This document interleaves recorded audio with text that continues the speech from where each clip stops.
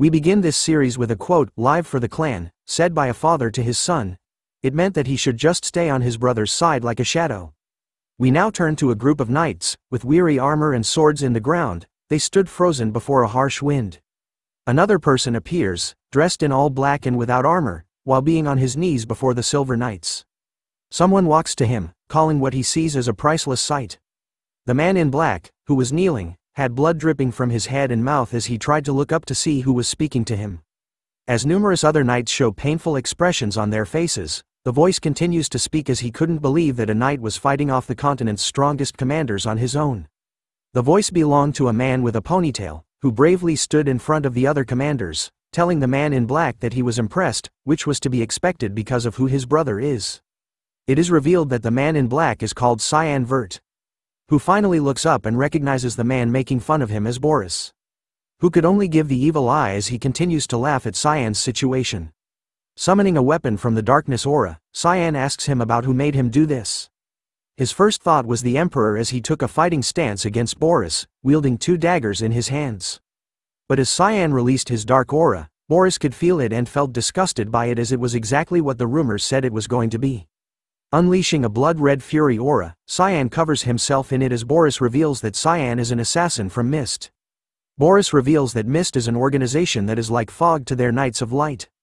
He was going to report this to the higher-ups after getting rid of Cyan, who he sees as an impure being that was affiliated with heathens. Hearing those words, Cyan urges him to go ahead, as he promises Boris that he wasn't going to have a mouth after this, and that not even his teeth would remain after he was done with him. But Boris still felt confident as he tells Cyan to give up if he intends on using his secret power, as there was a 9th-star magic barrier casted where he was.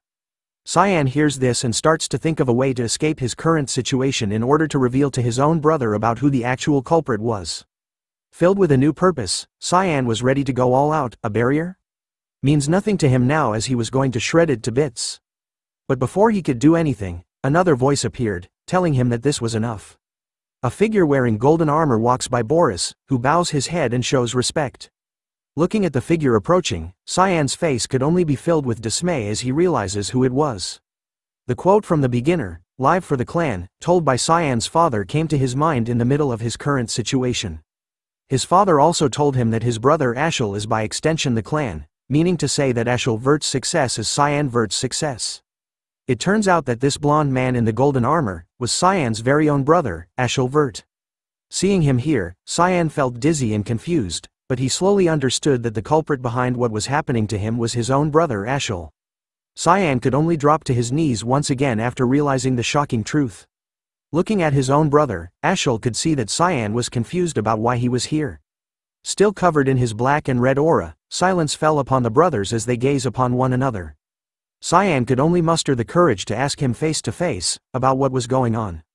Ashel, with a cold look on his face, simply tells his brother that he had carried out his duties well.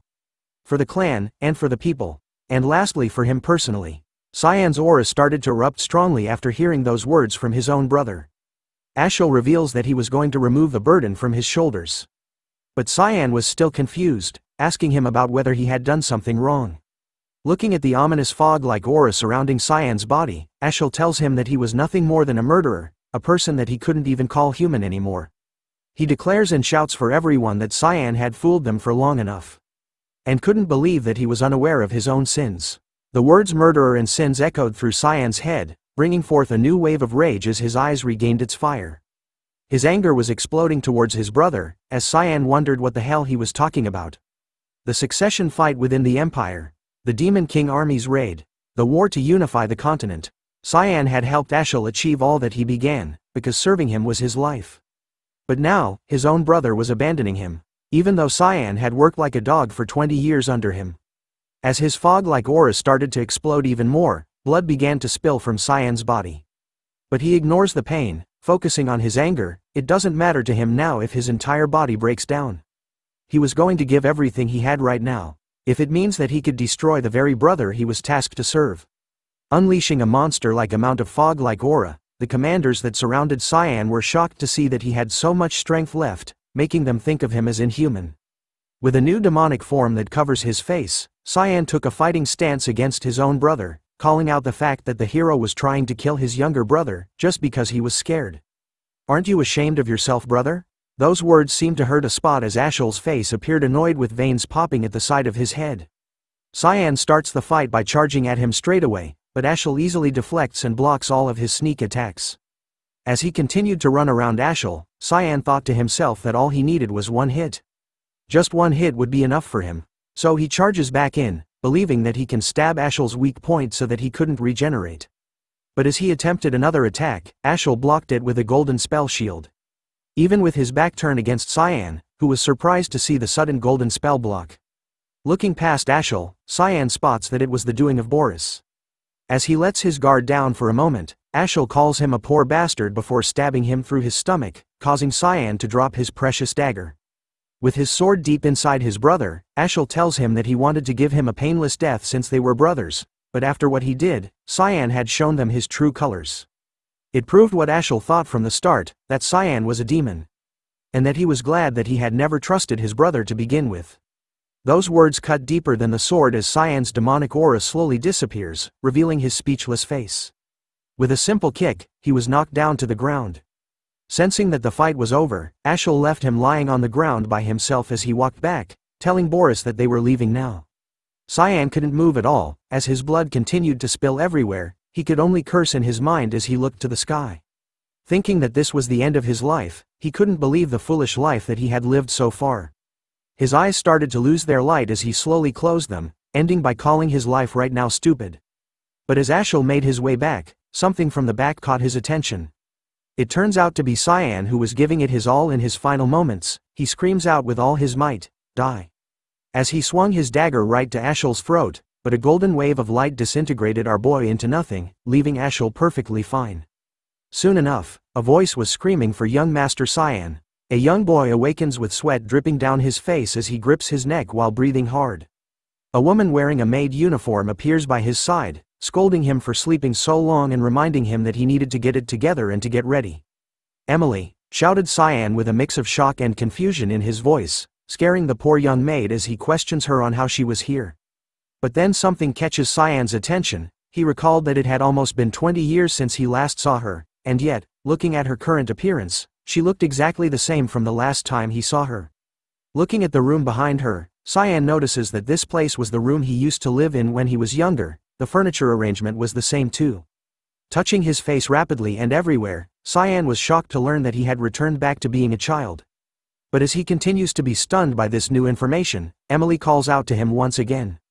She looks at him with an interested face, believing that he was stalling for time because he didn't want to go for training again, but she tells him to make up his mind and get going. Cyan was confused by the sudden training as he couldn't remember exactly what the training was he had before. We are now in the Vert clan duchy. Looking at tall buildings surrounding him, Cyan was now certain that he was back at home and in the past.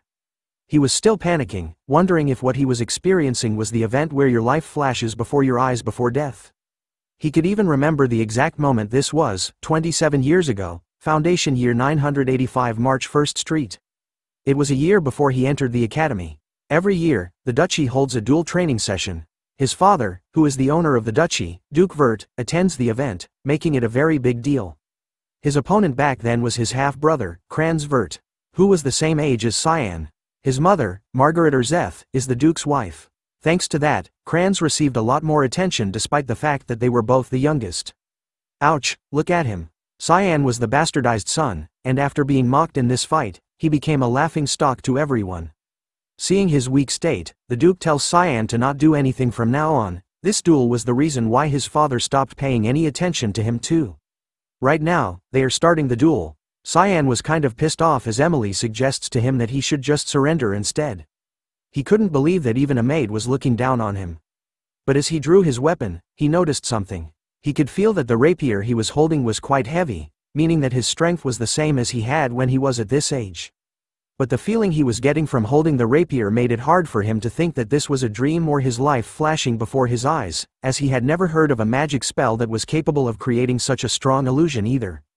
All of the things he experienced so far started to make Cyan think that he was actually back in the past. Ashel was on stage as well, commenting about how Cyan didn't run off yet. Choosing to ignore the idiot's words, Cyan looks around again, thinking that maybe he could change the future. The Duke finally raises his hand, announcing the start of the duel between the half-brothers. Ashel made the first move, charging head first. He shouted at Cyan, asking him about where he was looking. Believing that this was going to be an easy win, Ashel causally raises his sword to attack while laughing to himself. But our boy was calm as a gentle breeze. Watching his half-brothers attack, he could only think of him as a snail. With a simple sidestep, Ashel's first attack was easily dodged as he missed. Calling his dodging a coward's move, Ashel moves to attack once again. But this time, Cyan was faster. With a single swing of his rapier, he knocked Ashel's sword out of his hand and into the air. And with another quick kick to his shin, causing Ashel to experience tremendous pain as shown on his ugly face. Ashel could only curl up in a ball on the ground, holding the shin that Cyan had kicked while screaming in pain. His mother was shocked to witness what happened to her son while the Duke was simply staring and thinking in silence. Demon time. Cyan was looking at Ashel lying pathetically on the ground, thinking that if he just puts the sword against his throat, then the duel would be over. But Cyan stops himself from doing so, as he knew that this wasn't enough. He recalled back that when he was at this age, Kranz had always bullied him as his form of entertainment, and the bullying didn't stop at home, it continued all the way into the academy too. So Cyan decided that in this moment, he needed to really stomp the shit out of Kranz so that he would never try to do anything to him again. And so he walks over to Kranz, determined that in this life, he was going to now pave a path for himself. Kranz could only watch in horror over what Cyan was going to do to him. This is what happens when you mess with the main characters or when younger siblings try to go up against the older siblings. The result was obvious. Kranz had lost the duel. At the end, the Duke had ordered for Cyan to see him, and even freed his schedule to do so. This made Cyan wonder if his victory in the duel was that impressive. Looking at the huge knight beside him, Cyan knew him as the high-class knight Yulkin, who was directly affiliated with the Duke, is now escorting our boy. But as they walked through the hallways of the duchy, we met Kranz's mother. Cyan could see her facial expression, which looked like she stepped into shit as she was probably talking to the Duke about her son. So he decides to tease the mother by asking her how Kranz was. His simple question was enough to annoy her as she scolds Cyan for his audacity to ask such a question after beating his half-brother like that. But our boy happily walks past her, explaining that Kranz's state was how duels were done. But as he left, she mentions that bastard children shouldn't be treated like legitimate children. This was enough to cause Cyan to stop in his tracks. The hoe continues to insult Cyan, saying it was like mother and son since his mother was a dirty whore, and that he should be on the streets begging for food instead. Those words trigger the inner demon of Cyan, as his eyes glowed bright red. The hoe had officially crossed the line. A single thought came across his mind: should I kill her? But he stops himself from doing so. With a smile on his face, Cyan knew better than anyone on how to make her suffer. He was planning to torture her, slowly, like painstaking slowly. As he turns to the hoe, he reminds her that he was going to the academy along with Kranz, which grabs her attention. With murder in his eyes, Cyan threatens her with the fact that Kranz won't be graduating with all of his limbs intact. She senses the threat behind what he said and immediately raises her hand, hoping to slap Cyan for his words. But Yulkin uses his arm to cover Cyan, who smiles at this reaction, as he apologizes to the Duchess. He tells her that the Duke had called for Cyan with urgency and that they couldn't delay the meeting anymore. With a fierce look in his eyes, Yulkin bids the Duchess farewell, leaving her speechless as she could only watch the two of them leave her sight. Cyan was laughing to himself because he knew that the Duke's orders were absolute. And right now, he was being protected by the guard knight who was given that order. A knight who won't submit even to the Duke's wife was pretty nice to have and reliable. Soon, a voice tells the Cyan to come on. It was the Duke, who was gazing out the window. Cyan bows his head as a sign of respect, greeting his father and recalling that it had almost been 15 years since they had met one-on-one. The Duke of the clan, the man known as Regressed Vert. The great feudal lord of Velyas, a western feud of the Yushif Empire. But the world calls him by a different name. He was known as the guardian of the continent. The hero who stopped the invasion of demons for a long time.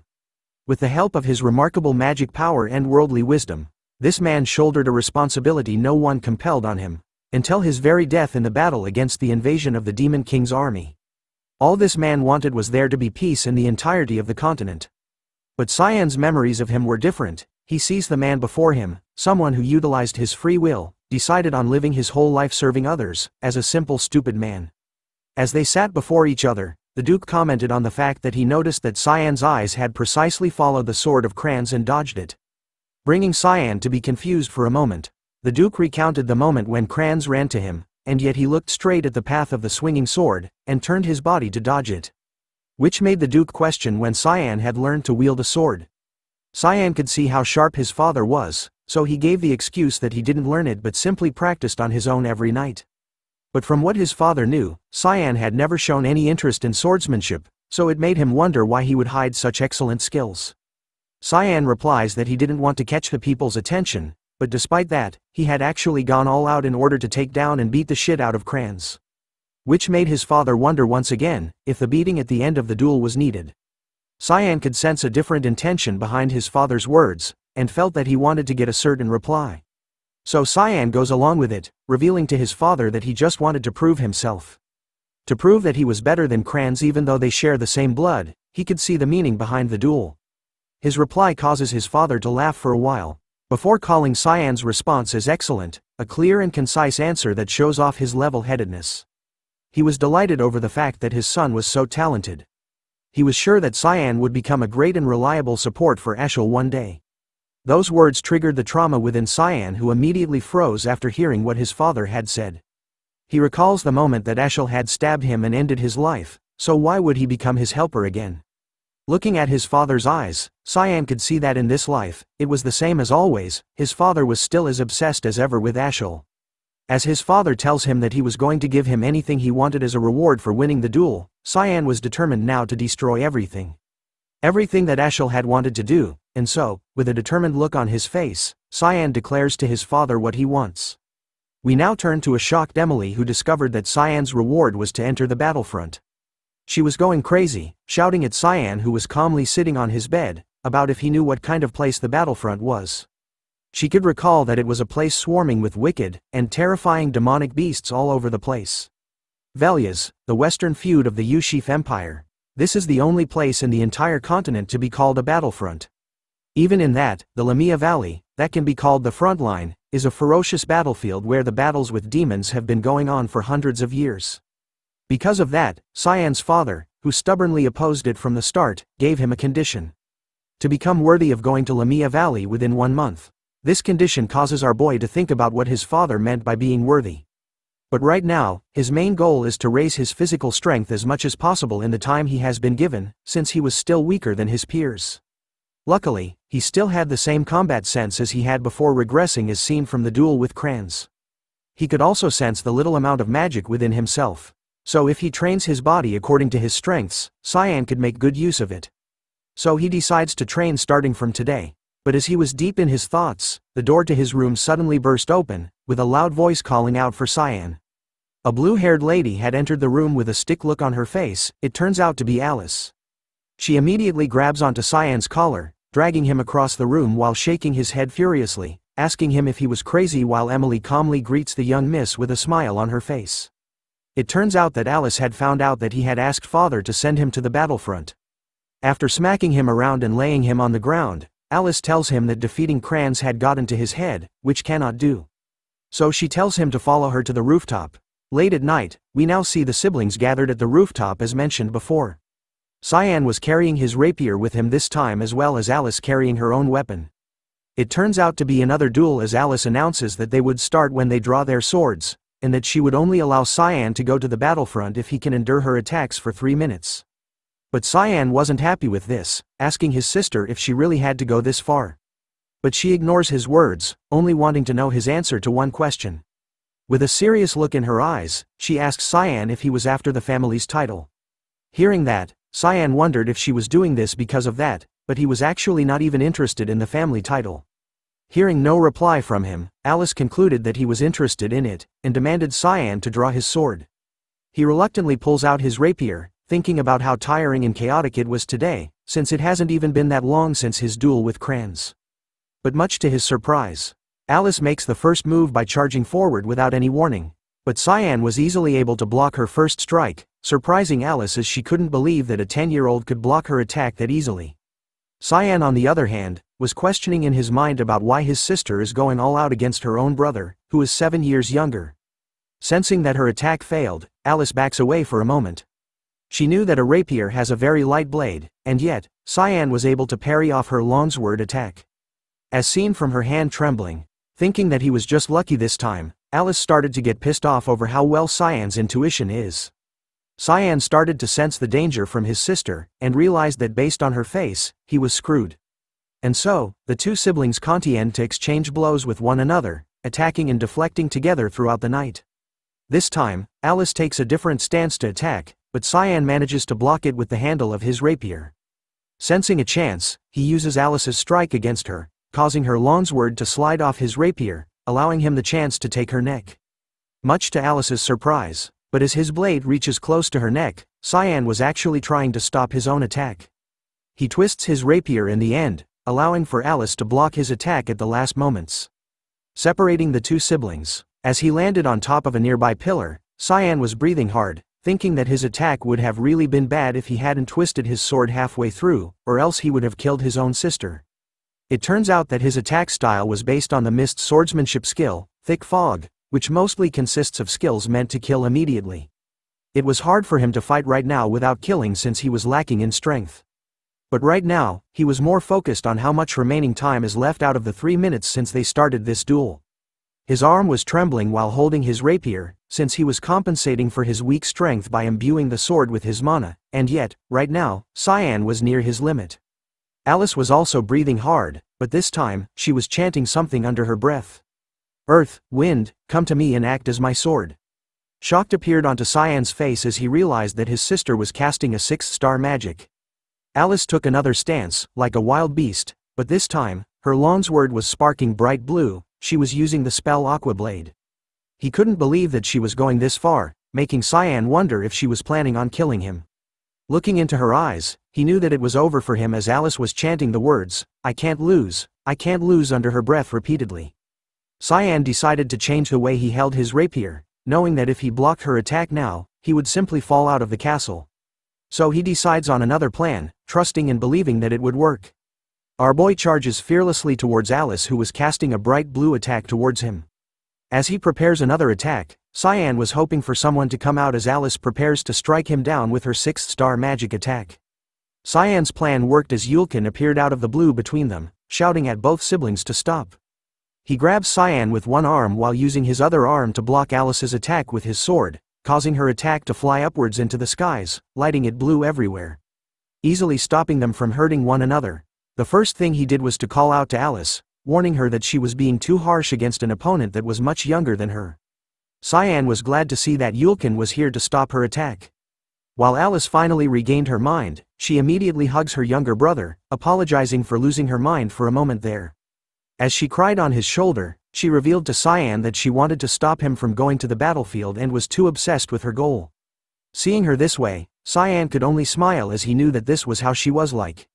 A person that always tries so hard with everything. His sister, Alice, was the elite of the elites who got an S in all subjects in the Royal Academy where all the talented children gathered, whether they be talented in swordsmanship, magic or other fields of study. On top of that, her beauty was astounding, so people called her God's child. From a young age, she was trained in swordsmanship. She was mentioned as being the future guardian of the continent, along with the oldest son, Cyan Vert. But not long after joining the Knights of Light, she was killed. As he held her with his own hands, Cyan recalled how much he missed her, and swore to protect her in this life. As the siblings hugged one another, Alice turned to Yulkin, asking him about why he was here since he was their father's guardian knight, and that the Duke had just left for the war. Yulkin reveals that he was following the Duke's orders to protect Cyan for a while. He couldn't tell them since he was supposed to carry it out in secret. But Cyan could feel Yulkin's presence since he left the Duke's office. But as he started to wonder why his father would give Yulkin the secret order, his eyes started to close. Alice notices that he had actually fallen asleep in her eyes, bringing a sign of relief to her as she realizes that Cyan was still like a little kid. The next day, Alice returned to the academy, since she had returned for just a bit to see father before her graduation. Cyan was now doing push-ups in his room, to strengthen himself. He needed to become stronger, so he had been focusing on strength training for the past 2 weeks. But up to now, his maximum number of push-ups was 10. He had hit this wall for the past 2 weeks. In his previous life, Cyan was pretty confident in his strength, look at that body, but right now, he was super weak. As he rested from his training, Emily appeared to inform him that a package from Alice had arrived. But her face was filled with disgust as she held the package with just 2 fingers. It turns out to be the hellhound's blood that Cyan had asked Alice to get for him. It was a rare item that can only be found in Lamia Valley, but he figured that the black market would have it. As he poured the blood into a bowl, the blood of the demonic beasts is considered poisonous because of its sickening smell, as well as the feeling of burning upon drinking it. The blood had the effect of actually permanently increasing the mana and strength of the person who consumes it. But most people thought that it was fake news. But Cyan knew it was true based on his personal experience. As he held the bowl near his face, Emily asked if he was really going to drink it. Without hesitation, Cyan one-shots it. After all, compared to Emily's cooking, Cyan has been the only person to be eating it, even though his heart stopped for a moment after taking a single bite of what was supposed to be mushroom soup. Compared to that purple goo, the bloodhound's blood tasted fantastic. Feeling the effects of the blood, Cyan stands up with a reddish aura around his body. He looks at Emily with bright red eyes, telling her that he was going for a walk in order to see if the effects of the blood was working. Now in a different place, Cyan gazes back at the duchy, recalling that it's been a while since he was here. He had been waiting for this day for the last 2 weeks. The moment when Yulkin was not here for his regular reports, this was a place that Cyan had often come to when he wanted to be alone. Then one day, Ashel received a divine revelation from the god of light, Lumendil. It is said that an ancient temple is hidden somewhere in these mountains where Cyan is right now. But he didn't really fully believe it, but there was really a place where the flow of mana was concentrated. Cyan was scanning the ground before the divine revelation had arrived. Because right now, he was the only one that knew about this place. Using his mist aura, he destroys the area where the flow of mana was concentrated. He smiles to himself after the destruction, knowing that Ashel would never imagine what Cyan was doing right now. After destroying the ground, it reveals a staircase that leads underground to a bright light. As he walked down the staircase, Cyan could feel that this place was different from the previous time he was here. The place where he was at was an ancient temple that served the god of light, Lumendil. Until all of the history on this land was erased, because of the god-demon war that happened 300 years ago. No one could have imagined that such a place would exist in the mountains just behind the duchy castle. Cyan could see it now, the glowing bright sword floating in the middle of the air. This was the owner of the temple. 999 before Foundation August 12, humanity had finally succeeded in driving out the Demon King's army from Velius. The Demon King's army was far stronger than the humans. But the humans found ancient relics called the gods' weaponry, allowing them to take the win. One of those relics, called Durand Arc, was a holy sword blessed by the god of light, Lumendil. This sword was deemed the main cause of humanity's victory against the demons. But sadly, it was also the reason why Cyan had met a pitiful death in the future, due to the sword being possessed by Cyan Vert. Looking at it now, Cyan wonders if the sword had something to do with his current regression. But as he noticed it, he could sense that nothing was happening, which he expected. So he decides to kick the piece of metal instead. Feeling that his mood had been ruined, he decided to just take care of business and leave. It was said that once you walk past the light, there's a shadow that feels rather otherworldly. Another sword was laying on the ground on top of a circle, covered in a reddish-black aura. At first glance, people might think that it was the sword's shadow, but Cyan knew that it was impossible as it wasn't a shadow in the first place. Where there is light, there must be darkness too. Pressing onto the circle, it triggered something that revealed a pathway that leads to another room, hidden by the altar of light. Cyan had entered another room and peeked behind a door. He could see a familiar sight as another weapon was floating in the air. But this time, it was covered in that same aura that he had. Holding onto its handle without hesitation, Cyan greets his old friend, the demonic sword called Karam. As he held it within his hand, the sword started to glow and radiate even more of its aura. Looking at how beautiful it looks in his hand, Cyan greets it good morning. But as he swung it around a couple of times, he couldn't see any other effect, making him wonder if it wasn't awake yet. But he was still pretty happy with Karam. Its familiar feeling was the best to Cyan as it made him feel like slaying something now.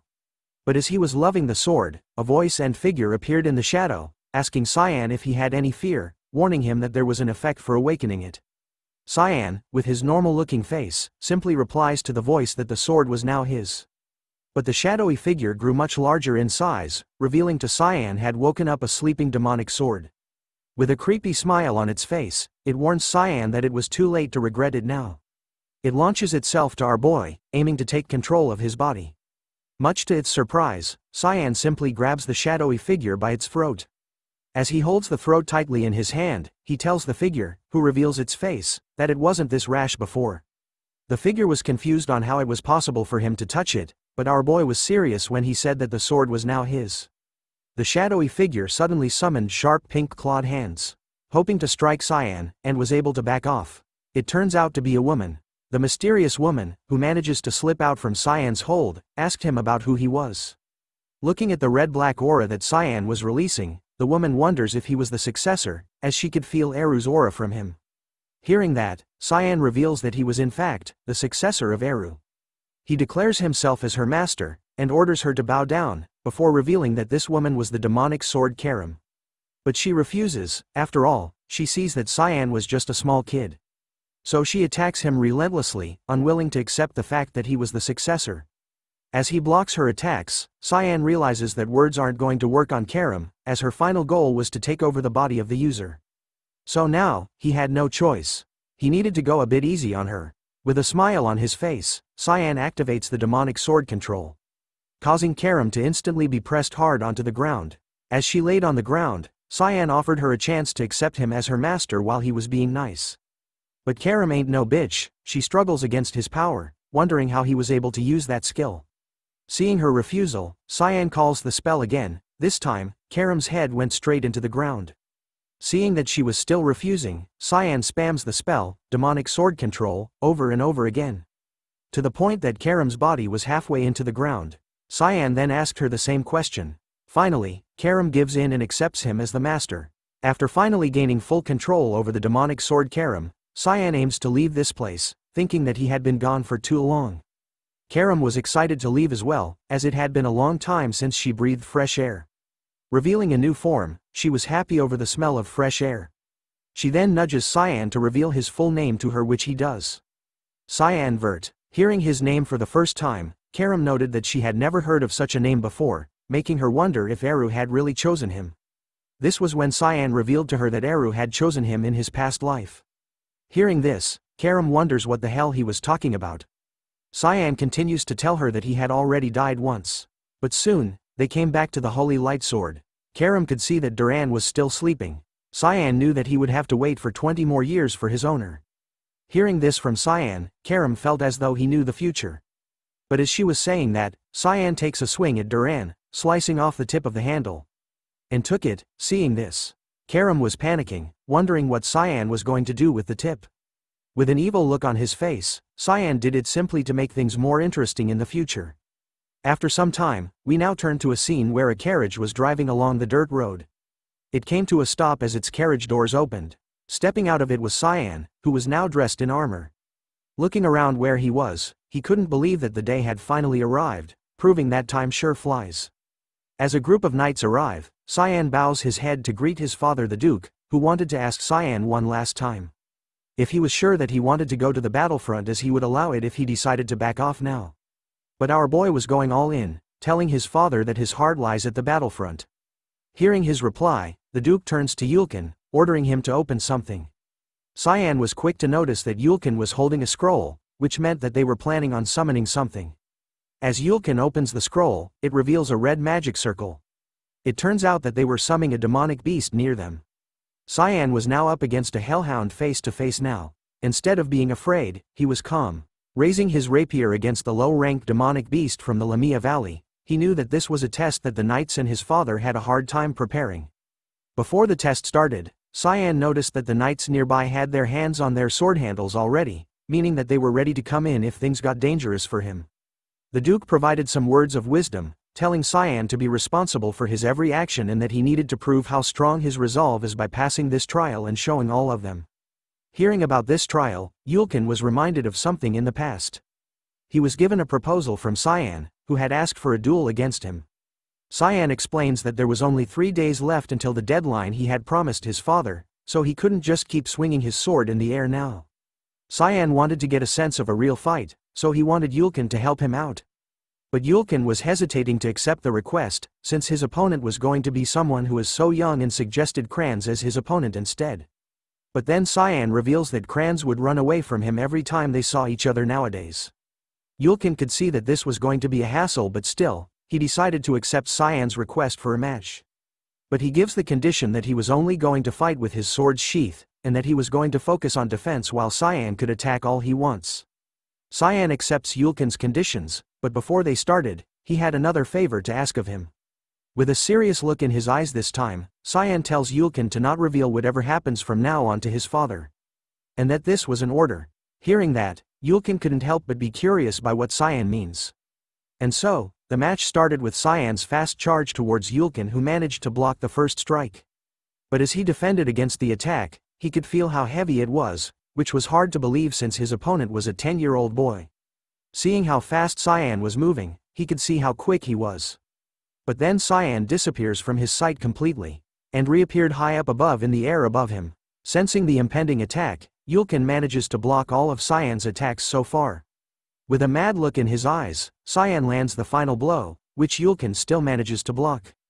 As he landed on his feet, Cyan mentions to him that it was expected that he couldn't win against him, and decided that this was the end of their match, thanking Yulkin for a good job. Yulkin on the other hand was out of breath, stuttering in his words as he told Cyan that he had done a great job, but in his mind, he couldn't believe that the once weak young master had now grown up so much. As we return to the present, Yulkin was immersed in his thoughts, thinking about his hunch from back then being right. Then it would mean that Cyan could now overcome any trial that comes at him. The trial had begun as the Hellhound made the first move. Cyan could see it coming now. As the Hellhound screams while charging at him, our boy was quick with the blade, cutting its eye first. With that successful first cut, the Hellhound misses its attack against Cyan and flies somewhere else instead. Seeing the outcome of his attack, Cyan knew that with his current strength, fighting a monster was still too much for him, so he needed to end this battle as quickly as possible. Seeing that the Hellhound had recovered, Cyan intended to end the battle with this final attack. With a quick movement of his arm, he manages to slice the neck of the side where he had cut its eye previously, landing various blows around the Hellhound and finally piercing its head with his rapier as he flew above it. The way he ended the fight amazed everyone in the camp, as the knights all stared in disbelief and shock. But one man was different. The Duke was smiling. Looking at the amount of blood spilled by the Hellhound, Cyan could only see it as a waste, as it was enough to fill a few bottles. But he knew that if he collected and drank the blood here, they would all think he was crazy. As he took back his rapier from the dead Hellhound, his father appeared behind him, clapping and calling what he did impressive. Being impressed, the Duke finally accepts Cyan and tells him that he would be seeing him at the battlefront. As Cyan thanks his father for accepting his request, Cayman's shadow started to appear on his shadow as she called out to him. She was pissed off, asking him if he thought of her as a kitchen knife. But he replies that he knows her as a demonic sword, which made Cayman wonder why he wouldn't use her, as she needed blood to gain strength. She looked over the dead Hellhound, begging Cyan to give her a chance to have a gulp of its blood. But he refuses her request this time and summons her back in the sword, assuring her that he was going to use her to her heart's content soon. Look forward to it. Thanks for watching the latest part from the voice of Manhwa. Subscribe for more content and don't forget to comment below what you want to see in the future. Like and share for more.